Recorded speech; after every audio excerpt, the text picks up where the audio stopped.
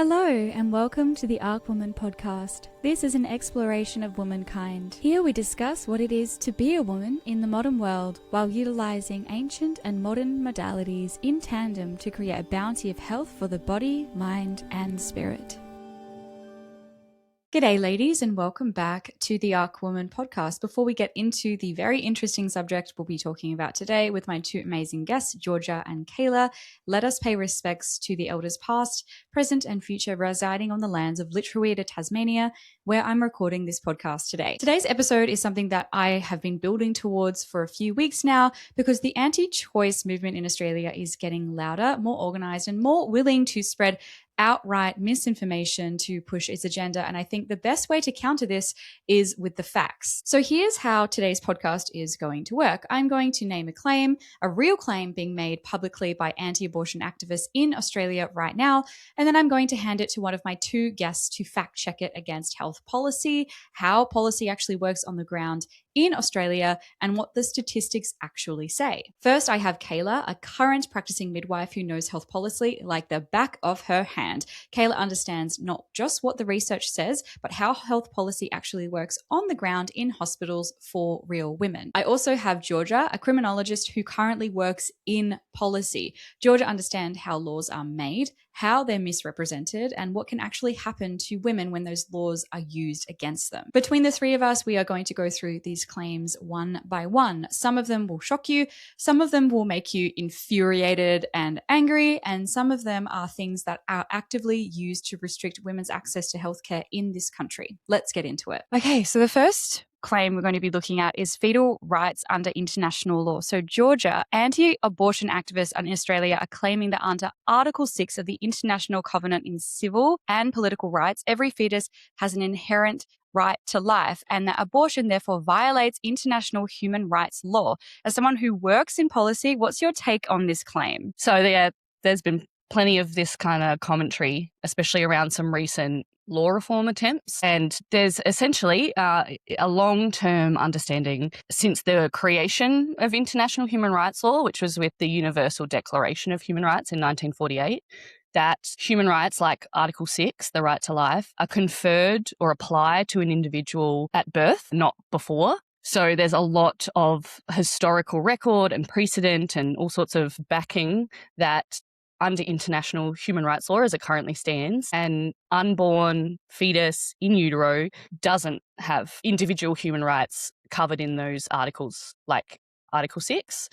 And there's also, on top of that, there's so much work around international human rights law that explicitly supports access to safe and legal abortion. So it's kind of wrong in two very obvious ways. Yeah. And so this is kind of the one that I wanted to start with because this forms the basis.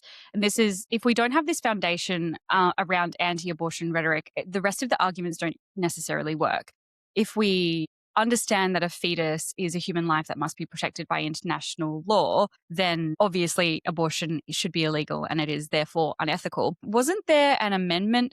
Wasn't there something that anti-abortion activists tried to do where they tried to say, hey, this Article 6 needs to be amended to represent that life begins at conception? And this was decided against because it went against all of the other articles that represented women's health. Can you talk about what that means and why the international rights law doesn't say human life begins at conception, it begins at birth, and what this really means for the fundamentals of the anti-abortion rhetoric here in Australia? Yeah, so it was when they were creating the International Covenant on Civil and Political Rights and that Article 6, the right to life, where it was suggested that the article should read, from conception, every human being has the inherent right to life. And that was discussed among all the different countries that are members of the UN, including Australia.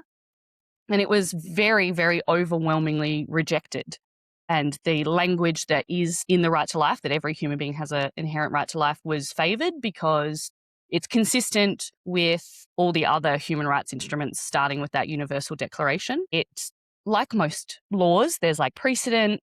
It's important that things are consistent and that the interpretations make sense in the broader context of the whole of international human rights law. So countries basically said, like, this wouldn't make sense in the context because we've already got all this other stuff that is very, very clear about were all Article 1 of the Universal Declaration of Human Rights. So the first article of the first ever international human rights mechanism starts by saying that we as human beings are all born free and equal in dignity and rights. And they wanted to keep that consistency going.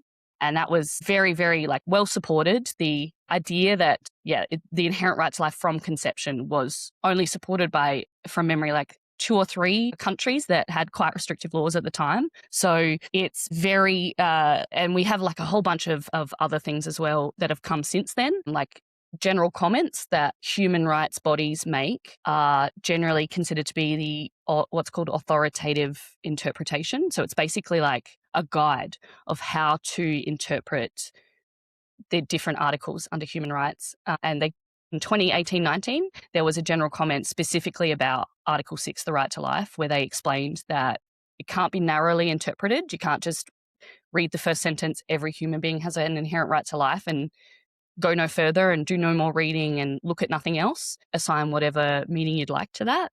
There's that precedent, and there's also, when it comes to human rights, there's always that balancing of rights. And the general comment number 36 from 2018-19 very explicitly said that pregnant people have an inherent right to life as well. And that right to life isn't just a right to keep living, it's to keep your quality of life and all the other rights associated with it, like your bodily autonomy and things like that. Thank you for explaining that. So for the lay people listening to this, Article 6 cannot be interpreted as a fetus has more right to life than a woman. And if a woman chooses not to have a pregnancy, that is in support of Article 6. And I love that there is a guideline to this is how you interpret it. And we're actually seeing that anti-abortion activists are reading the first line. They're not reading the whole article. It's very obvious. And then they're actually not even considering the guides on how you're supposed to read this as well. So thank you so much. This what goes into the next point I want to make in the next claim is that Australia has a huge death toll. And that's under the assumption of Article 6 basically being defunct, and a fetus is a human life, which Article 6 really clearly shows that they aren't until they're born. So, Georgia, one of the most repeated claims from the anti-abortion activists is that abortion is the leading cause of death in Australia, that 88,000 Australians are killed by abortion every year. How is that figure being constructed, and what is wrong with that figure specifically? So, obviously, in the context of Australian healthcare, abortion is not in any way included in our sort of national data concerning death tolls or causes of death or anything like that. These activists have sort of attributed, they've pulled a number out and they've just kind of attributed it to a cause of death when really there is nothing connecting those two things. They've essentially very deliberately using very emotional kind of rhetoric, and also at the same time using at best some pretty shaky numbers. We don't really, Australia as a country doesn't record every single abortion that happens. So we don't actually know, because some of them are happening at home with medication very early. We don't necessarily know all of them. So it's a interesting number, and at sort of an educated guess. And then to attribute it as, the leading cause of death just ignores that medically and legally, statistically, every area, there's no framework where abortion is considered in the context of cause of death. And it's just deliberately designed to be quite emotive. And inherently incorrect. So thank you for that. The next thing I want to talk about is the late-term abortion laws in Australia. This is one that I think goes into what you were just saying, Georgia. It's very emotional. So activists are claiming that Australia has the most extreme abortion laws in the world, and that abortion is available up to birth on demand for any reason. What does Australian law actually say about this? And Kayla, from your experience on the ground, what does that approval of a process of late-term abortion and termination actually look like in practice? So, Georgia, if you want to go first and you can cover the law around this claim, and then Kayla, I want you to explain what this looks like on the ground in healthcare in practice. So, this is a claim that became really popular and was pretty prolific when South Australia, where I'm from, was decriminalising abortion in 2021. And it basically is a claim that ignores what the legislation around abortion in Australian states and territories actually says, because we know that depending on your jurisdiction, what state or territory you're in, from anywhere 22 weeks to 24 weeks gestation, when you're seeking a termination, you have to have the approval of 2 doctors in almost every state and territory. And those 2 doctors, they can only approve access based on some really restricted reasons. So, for example, in South Australia, the Termination of Pregnancy Act 2021, in Section 6, it outlines that after 22 weeks and 6 days gestation, 2 medical professionals have to approve a termination, and they're only allowed to approve a termination if they support that it's necessary to save the life of the pregnant person or another fetus, if continuing the pregnancy involves significant risk to the health of the pregnant person, and that's physical or mental health, or there is a significant risk or a confirmed case of a serious congenital anomaly. So that's not like any reason. You can't obviously go to a medical professional and say, like, I don't like my swollen feet that I'm having, I would like an abortion. I'm 26 weeks. Like, it's just not possible. So this one, I guess, really confuses me a lot because it's not hard to read the information and realize that it's not even remotely true. And I think that's especially concerning because some of the activists that we have who are pushing that idea have been leveraging some academic credibility they have in that legal context. And so people just, like, you see someone who is qualified and has experience reading legislation and explaining it and stuff. So why wouldn't you believe them? So that's a really big risk, but it's just all there in black and white. Like, all these states and territories in Australia have this legislation that you can go and read. And admittedly, legislation isn't always the most straightforward or fun to read. I get that not everyone is like me and enjoys reading legislation, but like, it is all just there, publicly available in black and white, that this is not even remotely true. Yeah. And I think it's quite an emotional thing. And you do see this a lot of the videos online of like, do you know what a late term abortion is? Just saying it to someone they've met on the street. Okay, let me show you what it is. We're chopping off limbs, we're doing all of these things. And it's like, it's really extreme. And then you compare that to someone going, oh, I just don't want to have this baby anymore. You know, I've just decided I don't want it. And I'm just going to go in and have this abortion. And that's not true. That is not what's working. That's not what's happening. And so, Kayla, can you explain? So someone who's 34 weeks comes in, I want to have a termination. What does that look like? What is the health policy? What does that look like on the ground as a midwife and as a healthcare worker? So firstly, we ask lots of questions. That would be the main thing. A woman cannot walk into a clinic or even a public hospital and say, I would like a termination. There's a huge consultation process. Basically, it takes a lot for a woman to walk into a hospital at, say, 34 weeks and suddenly not want to be pregnant anymore. So if you look at the reasons that a woman might want to do that, statistically speaking, it is due to those fetal abnormalities, and like a lot of the time, non-invasive prenatal testing and morphology scans and things like that don't pick up things like those incompatibility with life diagnoses till after 20 weeks. So they're the majority of the women who are actually having these terminations essentially after 24 weeks. Say, for example, if a woman did come in and say that she didn't want to be pregnant anymore because her partner's left her or because she just doesn't want to be pregnant anymore, that is a huge deal for us. So it's not like we would just get a doctor to come in and have a bit of a chat with her and sign it off. We have a huge process where we would get social work involved. We'd be asking lots of those different questions and we'd be kind of getting to the crux of the issue. And if it is something like a social reason where she's not feeling financially supported, we, like, not us personally as midwives, but it's a multidisciplinary team. So the social worker's specialty is that. So they would come in and speak to the woman and give her lots of different options and all that kind of stuff. And really, honestly, we would turn around and say, sorry, we legally cannot terminate because you don't want to be pregnant anymore.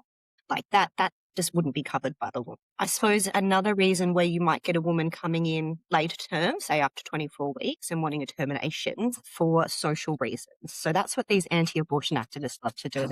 These anti-abortionists love to paint that women can come in and request an abortion for social reasons at any stage. Realistically, those are women who didn't find out they were pregnant until quite late in the pregnancy because they were on contraception and it failed them. And so they didn't actually realize until, 20 plus weeks that they might actually still be pregnant.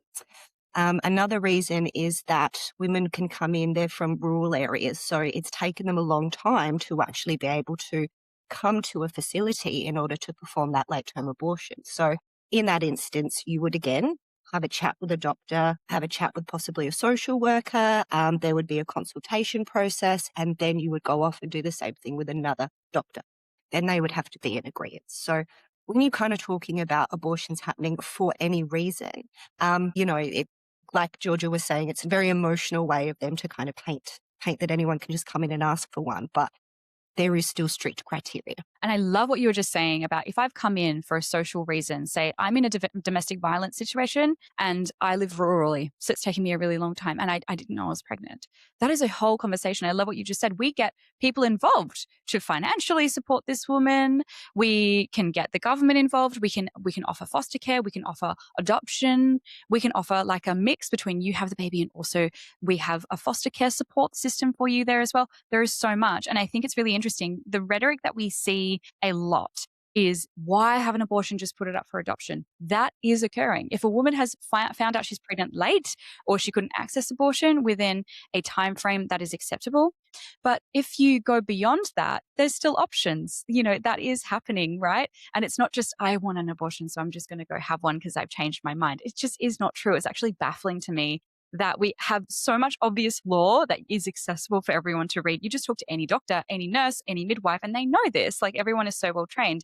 And I think it's really quite shocking that anti-abortion activists, maybe they don't know this or maybe they do and they're actually lying to support their ideology. Either way, it's really, really concerning because especially in Australia, we do have these processes in place to support the mother. Going on from that and late-term abortion, because this is quite one that really anti-abortion it really likes to spin in Australia. How rare is late-term abortion, Kayla? So how common is late-term abortion in Australia? And in your experience, who is actually seeking it and why? You've kind of answered the who is seeking it and why question, but if you could give us a little bit of consensus around what's actually happening in this group of women or in this group of pregnant people. So, I mean, the statistics are pretty clear that it's less than 1% of abortions that are performed after, when we say late term, and that's something that we really need to establish as well, is that these anti-abortion activists purposely conflate late term, which in a lot of reports and statistical analysis is after 20 weeks, which is still before viability. They kind of pretend that this late-term abortion is kind of covering from 28 weeks and beyond. Statistically speaking, from 20 weeks, you can be considered having a late-term abortion. So a lot of women who are having terminations from 20 to the 24-week mark, which is still legal in a lot of states here in Australia, becoming a part of that data. So it blows those numbers up. But statistically speaking, 24 weeks onwards, these women are having terminations for fetal abnormalities. So like I was saying before, it's quite a long process in order to get a fetal abnormality diagnosis. It's not like there's just one test. The doctor goes up to the person or family and says, oh, hey, we've noticed that there's this issue. We recommend you terminate.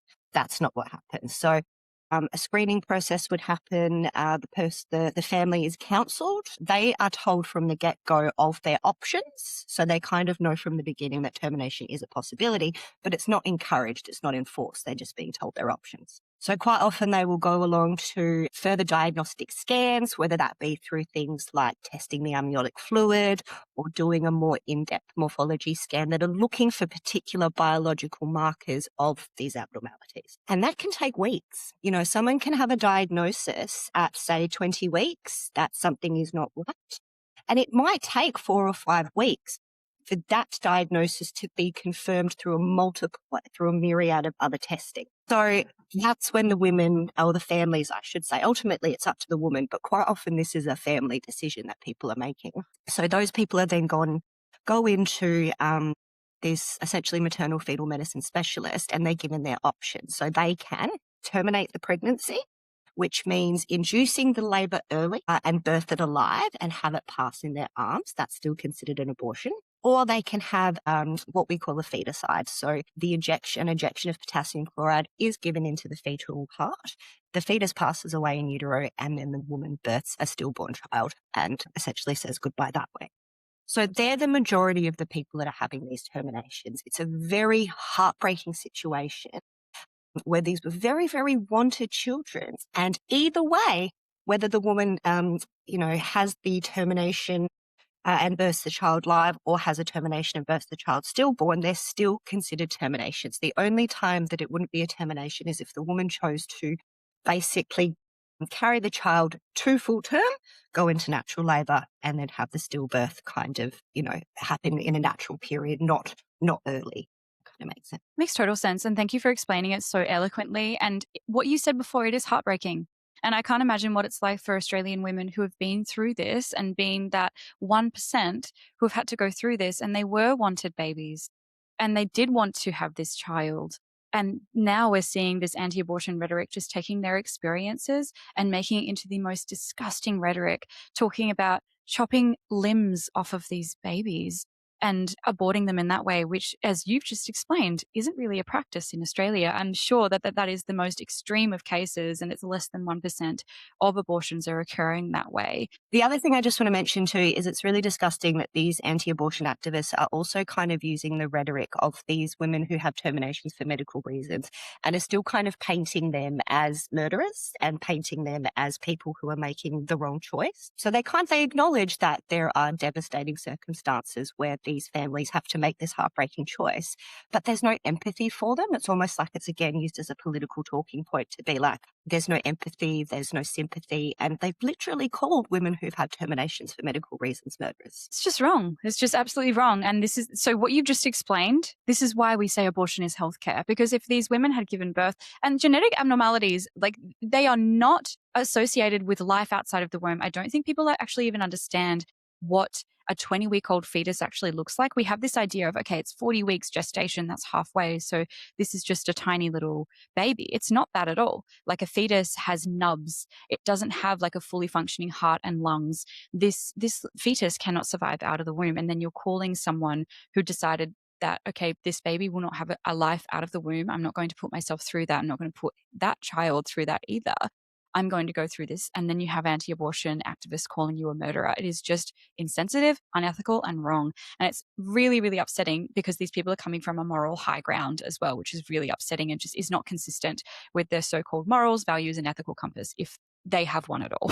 Yeah, I was going to say as well, like, a lot of the time that they will talk about, or they'll use the excuse that these women are having terminations for medical reasons for things like a cleft lip or a cleft palate or Down syndrome and things like that, which in some statistics that would pop up, that would pop up in reports that these are the reasons that women are having the terminations. But you've got to understand that things like cleft lip and cleft palate is also associated, like, really severe reasons, like severe versions of this means that child will never be able to eat properly. Or when they say that people are terminating for Down syndrome, there are different severities of trisomy 21.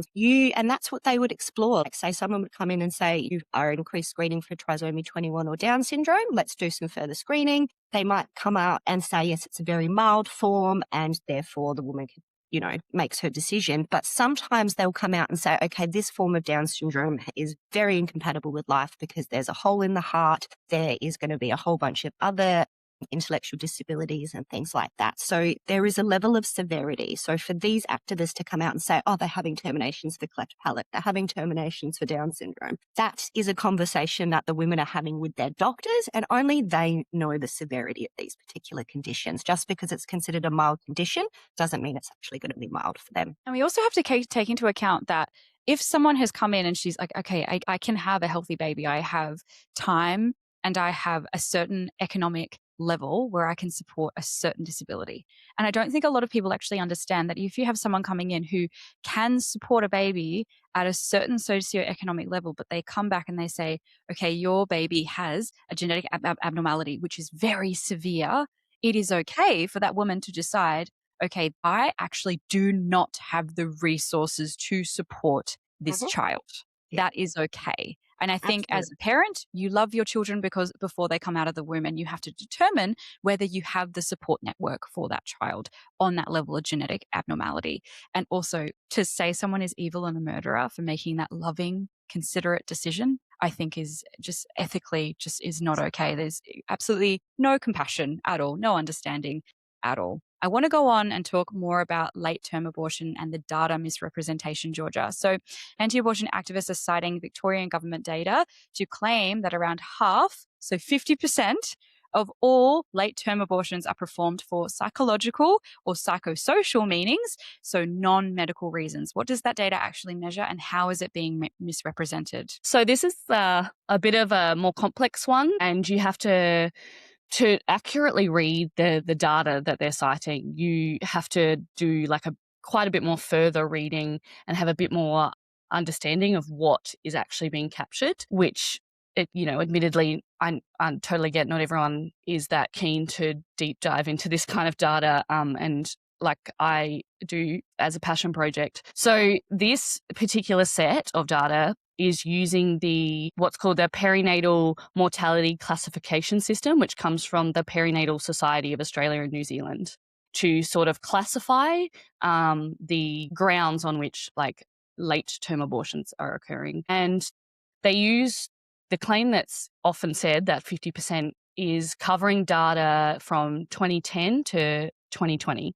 But the issue is that the classification system that's being used has changed like several times over the years. It gets updated every couple of years at least. And so until 2018, so from that 2010 when they started looking at this data to 2018, the classification was different, and any sort of termination for a reason other than congenital abnormality were all collated in one category. So it wasn't until that 2018 update to the classification system that there were changes to the categories, which saw things like maternal conditions like preterm rupture of the membrane shifted into a different category. So like this huge section of the data, most of the data that they're using to make this claim didn't only differentiated between two categories, one for congenital abnormality and two for anything other than congenital abnormality. And that's not enough information. We have no idea from 2010 to 2018, we have no idea what the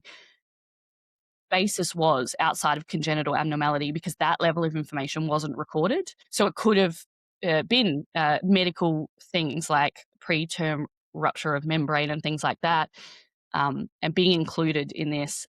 I do always find, as well as that, which is just like a very to me anyway, it's a very black and white. You are misinterpreting this data. You don't understand what this data is actually collecting and what it's looking at. It's a very technical data set that they use, which most people would not be able to accurately decipher if they were looking at it and didn't have the background information about where the classification system comes from and what data is actually being collected. And I always find it interesting that these activists do sort of lump together psychological and psychosocial reasons as like not being medical, when mental health is health and that is a medical thing, and psychological reasons for termination are medically based. So I always find those putting together psychological health and psychosocial reasons is, with someone with a psychological science background, like that doesn't make any sense. They're very separate kind of things. Even domestic violence. So if someone came and they had a domestic violence situation, that still falls under social determinants of health, which is health. So from whatever angle you talk about like these late-term abortions and what is actually happening in the data set, it doesn't actually make any sense, and it doesn't actually hold up to what's actually happening in Australia. This is a thing that keeps repeating itself, and we've spoken about this collectively before. One thing is taken from these anti-abortion activists from very complicated data. And I've looked into these data sets. I've looked through both of your PDF spreadsheets, which are fantastic, and I'll link below. I even find it very, very difficult to look through. I've had to call my friend who's a policymaker and say, like, can you help me with this? So I can't really imagine if they're actually scrutinizing this data set properly against ideology. I don't actually understand how they're getting the conclusions they're getting from these data sets, because it isn't supported. The next thing I want to talk about, Georgia, is the born alive claim. And so again, this is quite a visceral, emotional claim that, we're seeing anti-abortion activists really touting quite a lot. They're publicly claiming that babies are regularly born alive after abortions in Australia. And they use this as a basis for proposed legislation. What did Australian medical bodies say about this claim? And what is this bill actually proposing? And Kayla, I'd also like you to talk about this as well. So Georgia, you could cover the legislation and the policy and the law, and Kayla, you can actually talk about what an abortion actually is and the likelihood of a baby being born alive after a termination. So this is a claim that looks like it has been copied straight from very extreme anti-choice groups in America, almost word for word. And the only evidence we ever see the activists produce to verify this claim that this is happening every week or all the time in Australia is a single coroner's report from almost 30 years ago. And it's so not a lot of strong evidence. And it's also been debunked and addressed by a ridiculous amount of medical bodies who have been very, very clear every opportunity they get that this is not occurring. We have clinical guidelines, we have codes of practice in medicine about how different situations are addressed. And this is not the situation that's being suggested is not at all what's occurring. And it's another thing that is obviously specifically designed to be really emotive. And the idea that these activists push is that babies are being born alive after terminations all the time, and they're given no care. They're not given life-saving care, but they're also not given comfort care or palliative care. They're given nothing. They're ignored. They're put in a bin. That kind of rhetoric features a lot, and then they provide this one almost 30-year-old report to substantiate that, when, as a result of a situation happening a very long time ago, we have very specific clinical guidelines and practices that medical professionals do for situations like this. So yeah, I find it interesting if they've copied something directly from the US and putting it out there in Australia, then that's what kind of tips me off to have a look at what the actual evidence they have that this is widespread and happening. And in this case, it's one very old report. So I have this rhetoric and this idea of what happens in abortion. So this is going to support my ideology. So I'm going to take this one case report from 30 years ago to support it, which is inherently unscientific. That is not how it works. You look at the research and then you form an opinion. You don't form an opinion and then find the research to support your argument. And Kayla, can you please talk about this from your perspective? You're really passionate about this specific point. I can see you're very ready to talk about it. Yes.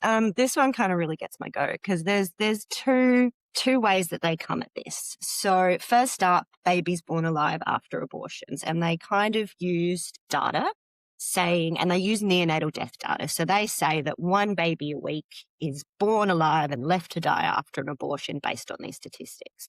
So what they've actually done is they've looked at places like Queensland and Victoria, and they've looked at the number of neonatal deaths due to termination. So there is a report that breaks down how many perinatal deaths happen. So perinatal death is determined by two things. So a stillbirth is a baby that is born and did not take a breath. A neonatal death is a baby that was born, had signs of life, whether that be a whimper, some very low cardiac activity, a gasp of breath or something like that.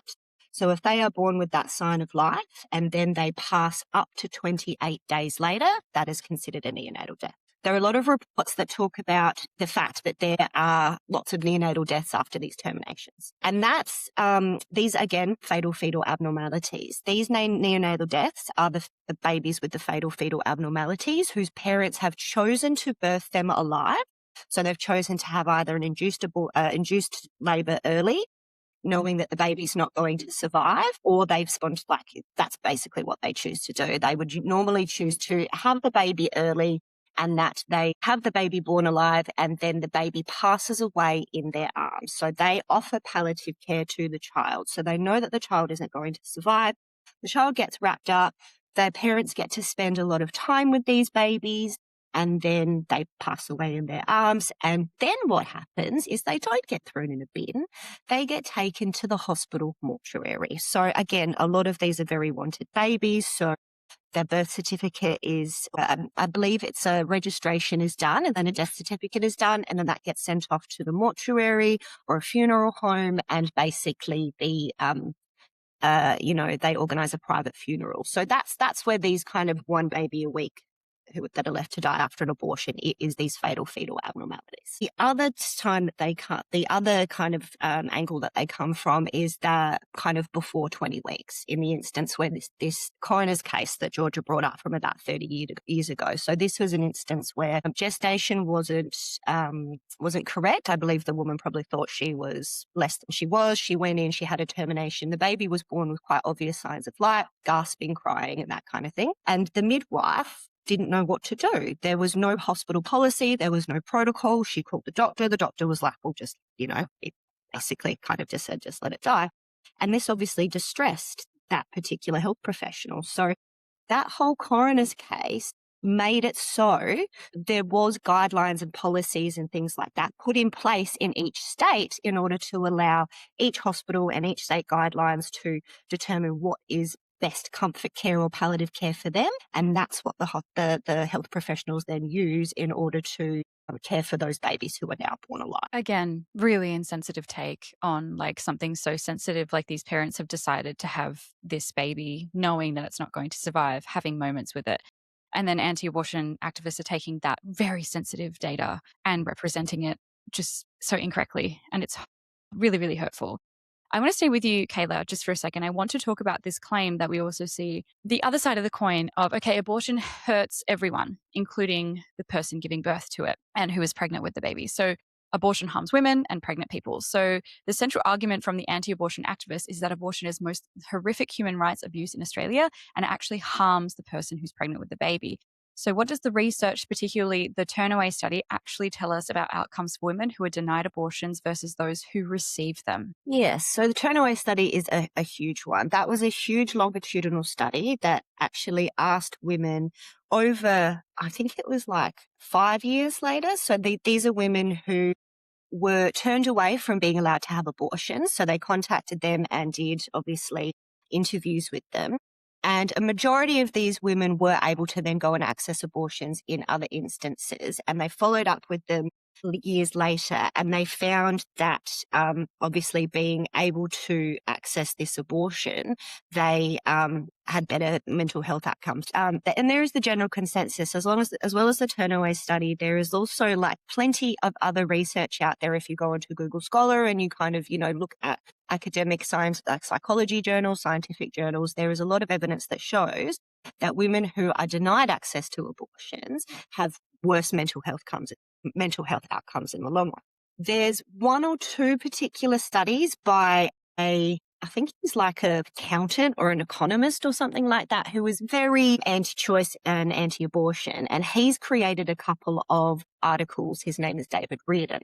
So a lot of the anti-abortion activists will bring up David Reardon's work to say, oh no, look, he's actually spoken to women, and women say that they are worse off. They regret their abortions. They have bad mental health outcomes, and their mental health is worse because they accessed an abortion. But if you, again, look at Reardon's work, and you can see that it's been peer reviewed by other health professionals with a bit more expertise in this area, and all of that stuff's particularly debunked. So you can clearly see that abortion is empowering. It's, the fact that women are able to make their own autonomous decisions is always going to be beneficial for their mental health in the long run. The overwhelming consensus of a feeling that women feel after have an abortion is relief. Yes, definitely. From anecdotally, from women I know in my life, that is the consensus. And then do you mind just talking to us about the actual risk associated with a surgical termination? Because that's another one of the rhetorics that we see among anti-abortion activists, is that surgical terminations are dangerous. And of course, anything to do with medicine carries risk. But can you actually talk about the risk specifically of surgical terminations? So, yeah, surgical terminations, you don't just go into a random clinic. You go into a hospital in order to have the surgical abortion. So you are in a very safe space. It is well controlled and it's done by professionals. And it's usually day surgery. So you would have the surgical abortion, you would stay in recovery for a few hours, and then when you meet the criteria to go home, you then can go home. If something did happen in that surgical abortion, that, the women are always counseled that there's a risk of hemorrhage, there's a risk of having to do an emergency hysterectomy, like really worst case scenarios. Then they will keep the woman overnight in that public hospital, and they will make sure that she is safe to go home. So there are, policies and procedures and protocol in place to keep women safe while they're having these surgical abortions. It's very different to surgical abortions 50 years ago, where they were not controlled and not done in a safe environment. Yes, of course. Abortions always happen, whether they're legal or not, but it depends on the safety, right? And going on from that, abortion pill safety. So anti-abortion activists will always claim that 28 women have died from the abortion pill and that 6% of patients require emergency care after using termination medication at home. Where did these figures come from, and what does the actual clinical evidence show on this data? So that, again, has come out of America. I wouldn't be surprised if it kind of came from Live Action or one of those big, massive anti-abortion lobbyists in America.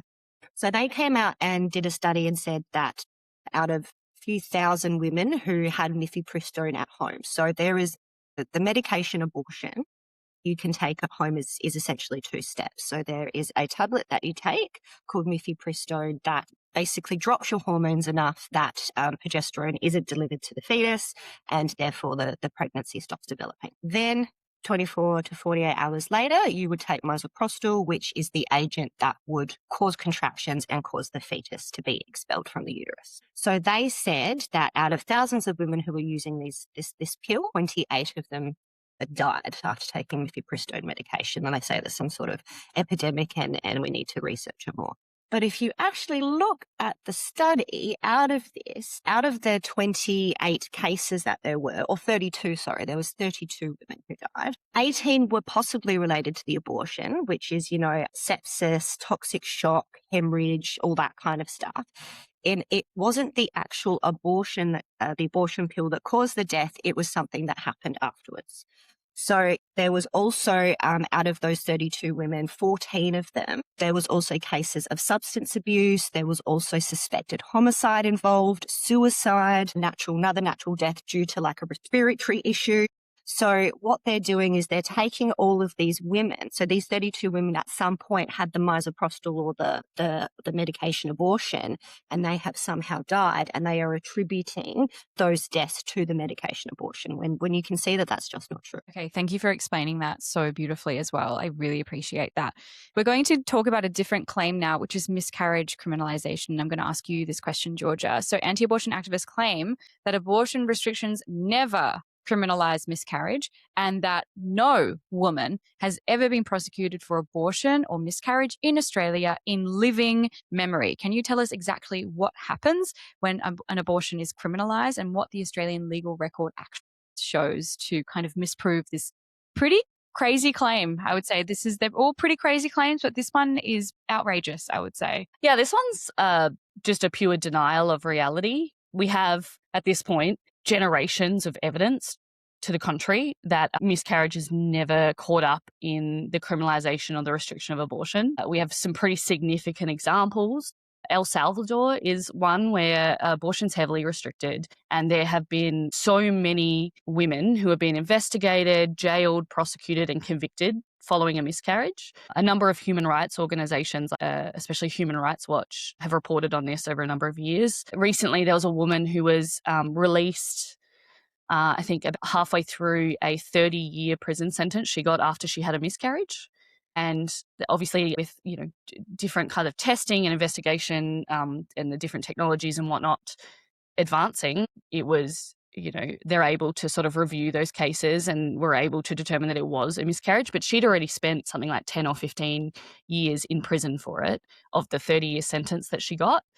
The idea that, miscarriage would never be caught up in abortion restriction. Yeah, it's just denying reality. We already know this. We're also seeing it play out in real time since 2022 in America and the overturning of Roe v. Wade. Like we've seen the stories and the news reports that women are being investigated and potentially prosecuted and all that based on a miscarriage. And we also hear that, the claim that going back years and years, when different Australian states and territories started to decriminalise abortion and remove it from the criminal code so that it was just treated as healthcare, this was a claim that started to spring up. Why did we need to do that? No woman's ever been prosecuted for her abortion in Australia, which is another just denial of reality. This claim, there's absolutely been cases, especially in living memory. For example, there was a 2010 case in Queensland, Brennan and Leach, and a 2017 case in New South Wales. And in that 2017 case in New South Wales, the woman was convicted under the criminal code there for accessing her own abortion. So these ones always stump me a little bit because it isn't hard to find this information. You would have to have some pretty significant blinders on, especially in the Australian context to claim that no woman's been prosecuted, you would have to just like ignore a considerable amount of information to claim this one. And in the UK of May last year, I just saw an article today. You're probably both nodding your heads. You've both seen this. This is news to me. The UK politicians started to talk about investigating women's homes if they had had a miscarriage to find out if they had an abortion or not, an illegal abortion or not, and to prosecute them if they had been found guilty of having an abortion, which is, as far as I know, decriminalised in the UK. So the fact that anti-abortion rhetoric is saying that no woman has ever been criminalized, no woman has ever been tried and prosecuted for an abortion, let alone miscarriages, is, as you said, just vehemently untrue. And if you knew the law, then you would be able to look into those cases and be aware of them and not make that claim. Going on to a different claim, abortion and domestic violence. So this is one of the ones that I think is most important to me because reproductive coercion is real and thousands, if not millions of women suffer from it in Western worlds. So I think a lot of us think about abortion and domestic violence and reproductive coercion as something that is almost seen in developing countries, but we definitely see it and record it and are aware of it in Western countries. So Georgia, the anti-choice framing implies that women seeking abortions are making a free and uncoerced choice that should be restricted. What does the research tell us about the relationship between intimate partner violence and women seeking terminations, specifically in Australia? So we know that evidence has suggested that women who experience that sort of intimate partner violence were twice as likely to terminate a pregnancy. And we also know like about 1 in 5 Australian women experiences violence from their partner during pregnancy. It's a phenomenon that's pretty well researched in that a lot of the time, the first time women experience violence from their partner is when they're pregnant. And we also know from a ridiculous amount of evidence at this point, like decades and decades of evidence, that restricting access to abortion doesn't reduce violence. It forms another barrier on top of the unbelievable amount of barriers that already are to exiting these situations. And we also, I find the framing of these claims quite interesting because while we have information and we have looked into pregnant people experiencing domestic, intimate partner violence and that kind of thing, and, their access to abortion and whatnot, and coercive control and reproductive control, it goes both ways. We know that while the anti-abortion activists frame it as these women are being coerced and forced into abortion, it's just as frequent and just as likely that women are also being coerced and stopped from accessing abortion. So, like, we know that it's violence, unfortunately, endemic in Australia. Like, we're losing more than 1 woman a week at this point. And we know that that plays into, access to abortion and is somewhat of a barrier. But yeah, with the framing is, again, very, very one-sided, very, you have to put blinders on to ignore what we know about it. And the idea that someone shouldn't be able to access abortion and shouldn't be able to make that choice because they've experienced violence from a partner or ex-partner makes like no sense. They have to draw a very, very long bow with this one because we can't, if someone is experiencing violence, the way that they frame it, they would say, okay, well then that person shouldn't access abortion because they're experiencing violence. How could we possibly know if that violence isn't compelling them to do this? That's just a level of depth, controlling of women's choices that we don't go into and we don't have the information on.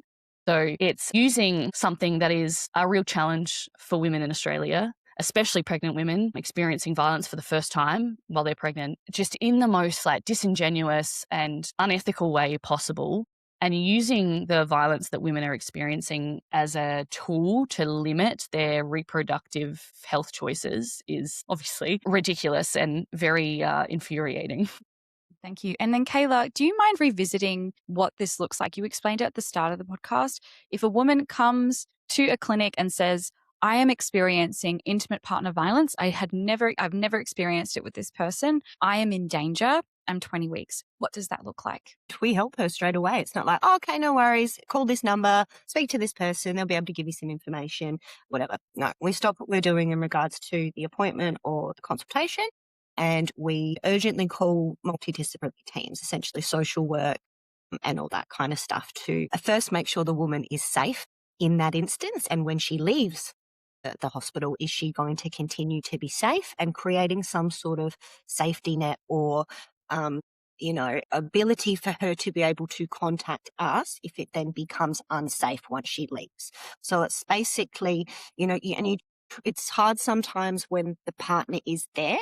And that's why a lot of, like, say, for example, if you, and this is something that I have had personal experience with, when I went in to have my abortion, I brought someone with me as a support person, but I had to go into that appointment alone. No one else was allowed to come with me. And it was a very obvious thing of like, no, I need to speak to you alone so I can basically get your story. And they have a conversation with you. And a lot of those are domestic violence screening questions. They don't just outright say, are you being coerced to do this or this, that, and the other?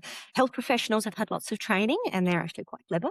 So there's certain things that they ask or certain things that they can notice if it's concerned that a woman's being coerced or something like that, it is then flagged and you get in a multidisciplinary team. And in those instances, you do have to wait for the woman to actually say, yes, I'm in an unsafe situation. Like you can't do anything without this woman's consent. You can't just assume that there's a domestic violence situation and put all these things in place. If she divulges that there is, or if she confirms that there is on questioning, it's a situation of, the first thing we don't ask too is, do you want to continue the pregnancy or anything like that? Is getting the whole situation, understanding exactly what's going on, what she needs from us in order for her to stay safe. And then a plan is made to follow up with her throughout the pregnancy and keep checking in and things like that. So, and Georgia's right.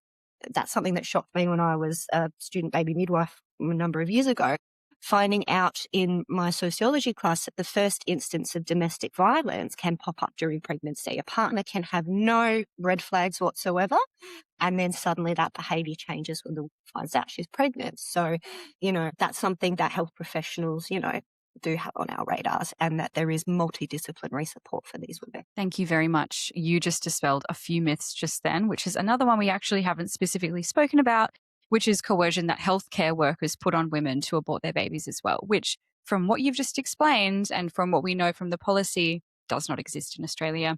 Can't speak for many other countries. We're professionals within Australia, so we're basically talking about this country, which is relevant to this conversation. But thank you for that.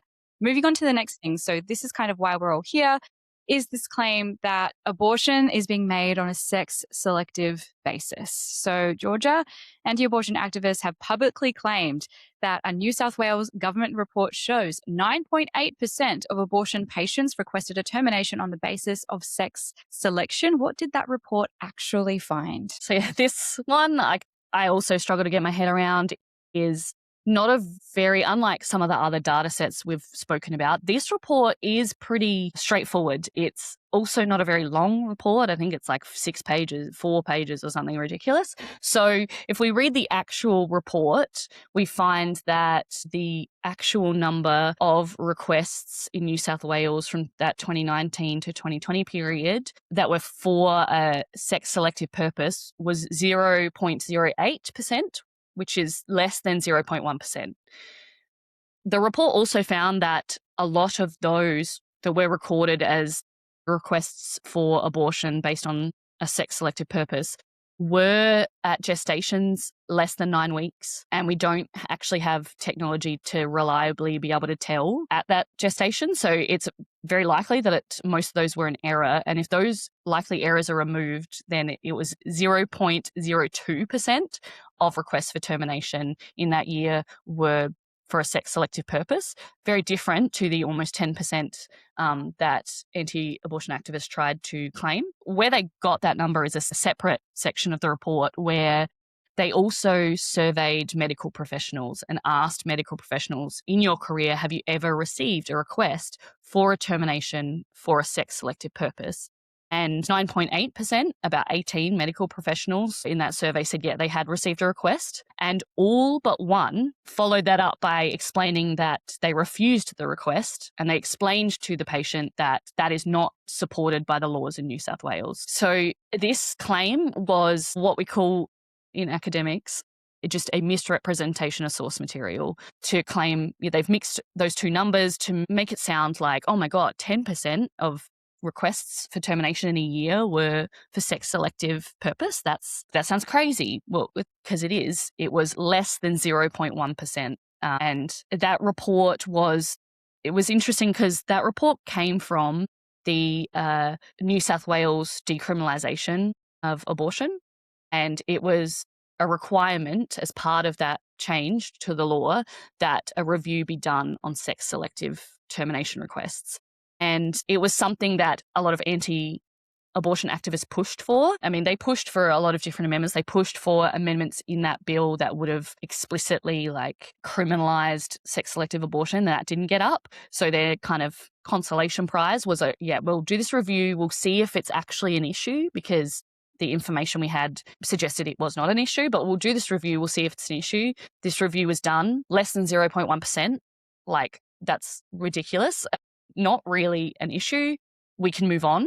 But obviously they weren't happy with the results of that report and decided that if they just mixed up the two numbers and attributed the 9.8%, which was actually medical professionals who received such requests, to patients asking for a termination on sex selective purpose, for a sex selective purpose, then maybe they could, get away with creating a bit of concern about it. But you just have to read the first half a page of that report and it all falls apart for them, unfortunately. A total house of cards, really, all of these claims, aren't they? A total house of cards. And I think it is really interesting to suggest that we amend something as it's almost constitutional women's rights in Australia. Access to termination is a healthcare right. And to base a amendment of that inherent healthcare right on 18 health professionals saying something and saying what they did is actually ludicrous, because that's basically what anti-abortion rhetoric is saying in Australia, is that we have immigrants coming here and they're basically not wanting to have girl children. That is what they're saying if you read between the line, which is, I will also say, inherently racist and classist and just anti-immigrant. The last thing I want to talk about today is the public opinion. So, Georgia, activists are citing in Ipsos poll to claim that only 31% of Australians support abortion access, which you can see as, so 69% of Australians are against abortion. That's what you can kind of get from that statement being made.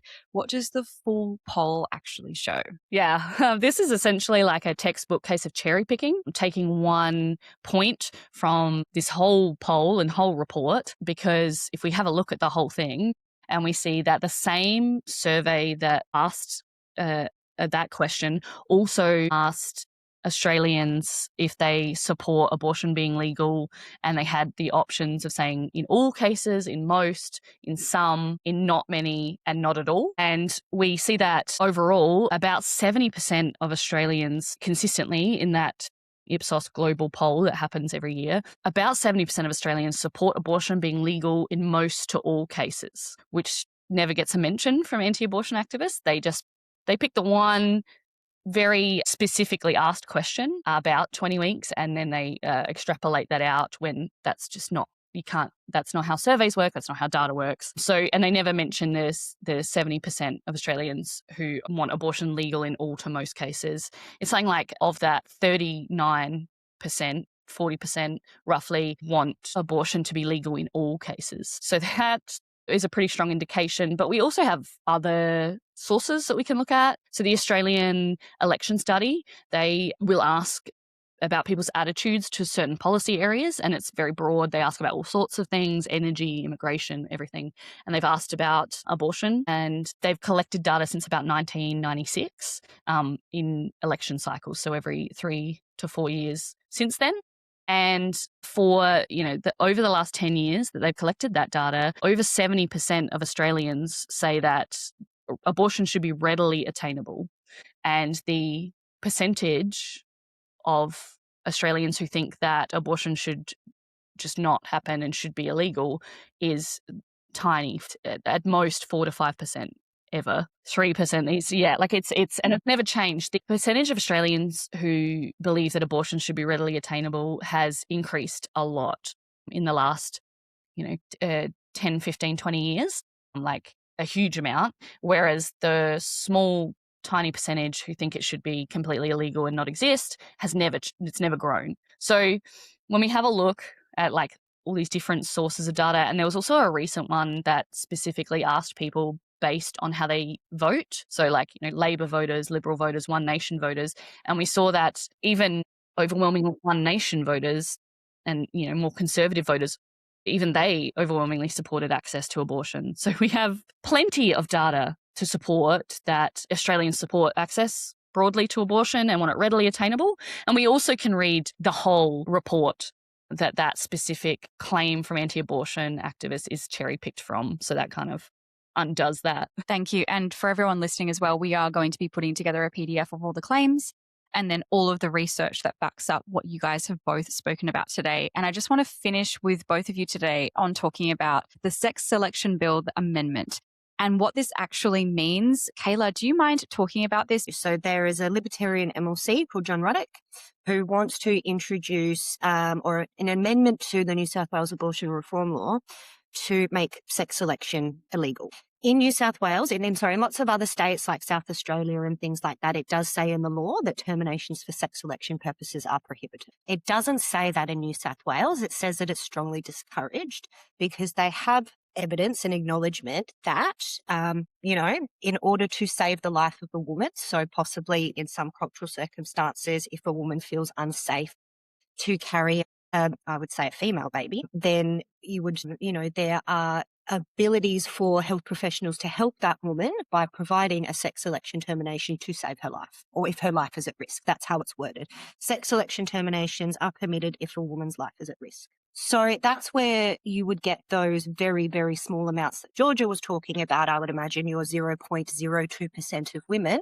That was recorded in the report, which I think was like a total of 3 in the whole year that was recorded. So what John Ruddock is doing is trying to paint that this is some sort of systemic issue or epidemic that is happening across New South Wales in migrant communities, which is it's just not happening. So what he's doing, he wants to introduce it to make sex selection abortion illegal. But what he also has put in the clause is that if this bill is passed, they get to revisit sex selection abortion reform and therefore abortion reform as a whole every 3 years.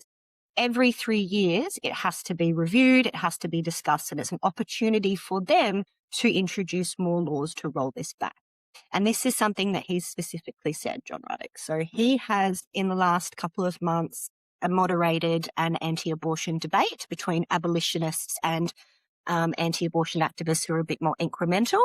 He was supposed to be the, impartial moderator, but it was pretty clear that he was on the side of, if you want to roll back women's rights or if you want to re-implement abortion and recriminalise it, you have to do it incrementally because that's just the way the government and policies are done. So he's also said multiple times in the Catholic Weekly and other places that he hopes that this is the first step to turn the tide and rolling back abortion laws. So he's not making any kind of, he's not being sneaky about the fact that he wants to roll back women's access to abortion rights in New South Wales, and the best way to do it is incrementally, step by step. So this is his first introduction. Yep. And I love how you're saying that. This is an intentional rollback. They are being intentional and they know what they're doing, and it is malicious. And when I first heard about this bill, I was like, well, of course I agree with that. And if we did a poll on who's a feminist in Australia, we would find 50 to 60% of Australians would consider themselves feminist or would align with feminist ideologies. And so when we see this and go, of course we all agree that no one should be aborting babies based on a sex selective basis. But when you actually look into the intentions behind this amendment, and when we actually look into how there's already policy suggesting that we already have something that is protecting women and is protecting pregnant people from doing this, it's absolutely ludicrous. I do just want to actually mention just that Edith Cowan study. It's probably good to mention that in regards to the John Ruddock stuff. So like Georgia was saying, there is very, very small instances of women having sex selection abortions in New South Wales, and so what John Ruddock and the anti-abortion activists are trying to do to paint this as some sort of systemic issue they've used one study that was released in 2025. So what it does is this Edith Cowan study is looking at the sex-to-birth ratio of women from Indian communities, Chinese communities, and Australian-born. And they've grabbed data from 1994 up until 2015. So yes, it's a huge study, but it's almost like 30 years out of date. on average, it's like stuff that was happening in the early 2000s. So I would imagine that, yes, possibly there were more instances of sex selection abortion happening in those communities. Again, I don't know. But what was happening 20 years ago is not what is happening now. So that Edith Cowan study showed very like a spike in Indian and Chinese women who have 2 girls previously. Their third child is more likely to be a boy. So the ratio was 105 girls, and these people who had a third boy, that ratio was actually 135. So that is quite inconsistent. But that doesn't mean that this is happening due to sex selection abortions. So all that Edith Cowan's study showed was that there was this spike in this particular group, but there's no reason why. And they tried to suggest it was because of the introduction of non-invasive prenatal testing, which can tell you the sex of the baby from about 10 weeks. So they were saying at around 2011, when this was introduced in Australia, suddenly these statistics skyrocketed. And what they did is they looked at one abortion data report from Western Australia that showed that, yes, for Indian and Chinese women at around 2011, the abortions that happened before 13 weeks went from 60% to 90%. But that also happened across Australia. Australian women, when it came to non-invasive prenatal testing, went up from about 60% to about 85%. So all that was showing was that with non-invasive prenatal testing, which shows what health problems happen as well, that women were having abortions most likely because of that. There is no evidence it's due to sex selection. And that's one of the things that are quite consistent within the rhetoric of anti-abortion rhetoric in Australia and activists in Australia is taking one piece of data so far out of context that it doesn't actually make sense when you look at where it's actually come from and the year it's actually come from. And yeah, sure, we could probably suggest loosely, perhaps, that there might have been more sex selective basis abortions happening 20 to 30 years ago. Yes. But I think part of the reason why people move to Australia is because they don't like those practices in their home countries. They come here to live a different life. And I think these people do like that. I know lots of Indian and Chinese people who love their daughters. And I think the fact that we are rolling off of this, again, very racist rhetoric, that there is sex selective abortion happening in Australia and migrant communities are the ones doing it is just inherently wrong, unethical, and does not suggest any truth from the literature at all. Before we close up, is there anything else you both wanted to touch on or say to our audience listening to this? Just like if something sounds if something sounds shocking, amazing, or, oh, I don't think it's quite right, research it, look into it a little bit more. Don't just take those fantastical shock value statistics on face value, because that's the whole point. They are supposed to be shocking and they're supposed to grab you and kind of turn off that part of your brain that goes, hey, why would that? Yep. I think that's definitely true. And I think that's another thing is if something shocks you and pulls at your heartstrings from a neurological perspective, when we are afraid or shocked, it actually turns off blood flow to your prefrontal cortex, which is where you critically think, and it increases more blood flow and neuronal activity in your amygdala, which is where you don't think properly. So if you feel shocked and if you feel like your heartstrings are being pulled in a certain way, the reason why anti-abortion activists use this method is because it stops you from critically thinking and it stops you from thinking about where this data has come from, if it's being represented correctly, and what other people are saying about this data as well, which you both so beautifully laid out for us today. I'm going to put all of the resources down below in a PDF, and I'm going to put both of your link trees as well, which both have incredible links to lots of different data that you've both scoured through as well. So Trust thank you women. so much for coming Trust today. women. Thank you. Thanks for having us. Trust women. We're going to end with that. A big thanks to Kayla and Georgia for taking time out of their busy days to come onto the Arc Woman podcast and dispel a lot of the myths that are being touted by anti-choice movements here in Australia. I want to talk about what's happening in other countries, mostly the USA, because I think it's a really good example of what could happen in Australia if we roll back women's rights. And when I say women's rights, I mean abortion rights. So basically, I just want to zoom out and give some global context, because what's happening in the US is directly influencing the language that we use here in Australia. We cannot talk about the anti-choice movement in this country without talking about where this playbook actually comes from. So on the first day of Trump's second term, his administration froze all foreign aid and dismantled USAID, the agency responsible for international family planning programs. And what followed is one of the most revealing moments of his entire movement. Tens of millions of dollars worth of contraception, IUDs, implants, pills that had been marked for women in sub-Saharan Africa was left sitting in a warehouse in Belgium. The administration was offered multiple opportunities to help to redistribute it. Humanitarian organizations offered to buy it and take it off their hands, and they said no. Instead, they spent 167,000 USD to destroy it. When Belgian law blocked that from happening, they instead let it waste in improper storage conditions, pushing the total wasted value to an estimated 40 million US dollars. And I really want to highlight here, this was not a bureaucratic oversight. They didn't just forget about it. They intended to destroy it.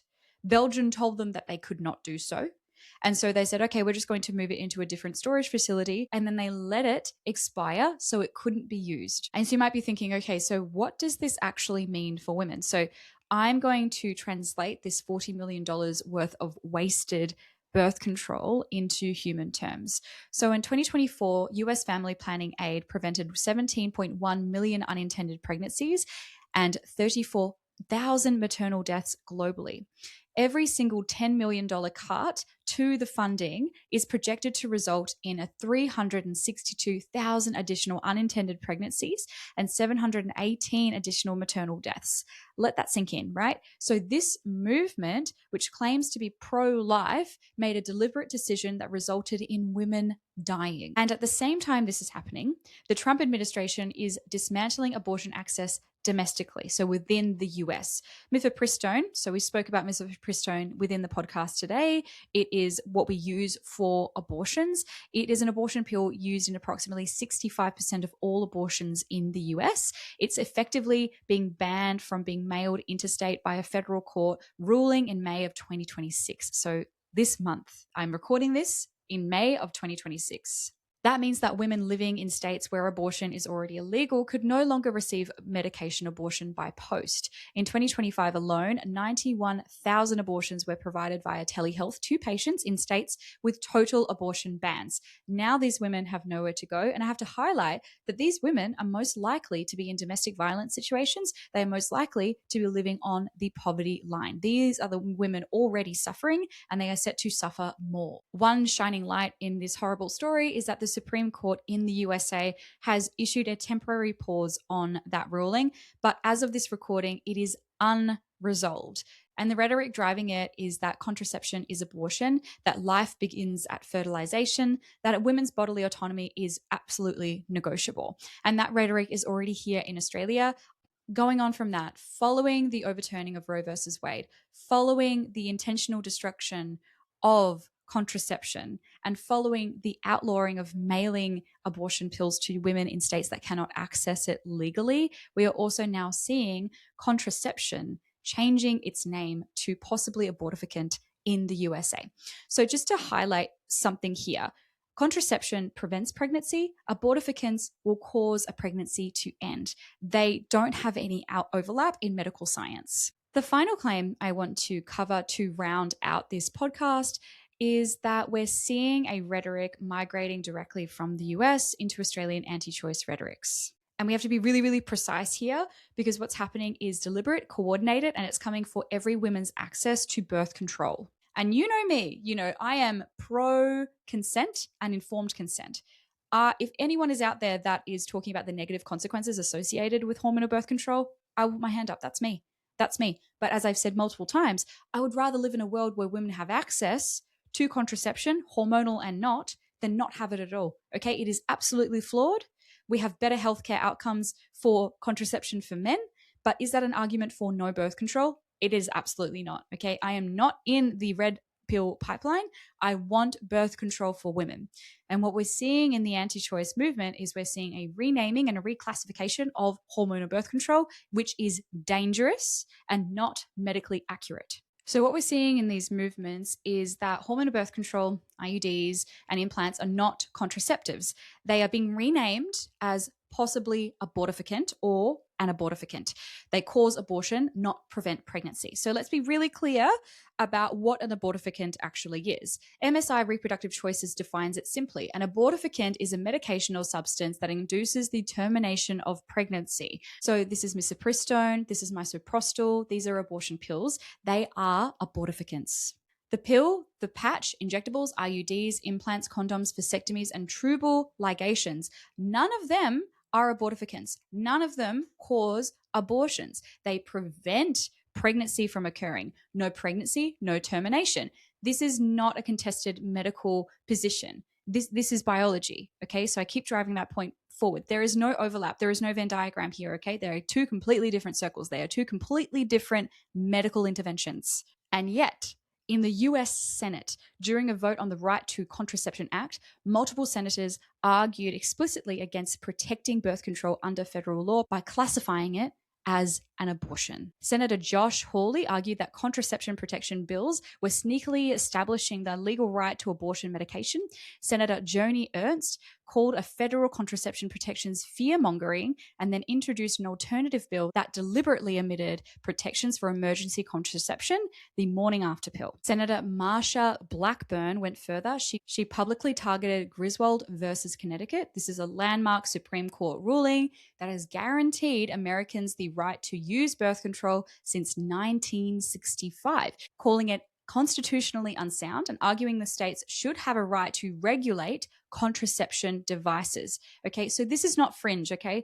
This is not what people are saying on podcasts. No, these are sitting senators in the US government right now. This is what they're saying. This is what they're suggesting. MSI Reproductive Choices published a direct response to this in October 2025, calling it out as explicitly disinformation, a deliberate political move to undermine the right to access contraception. And they flagged that we should be all paying very close attention to other governments around the world that are already starting to question the definition of abortificants as this language spreads.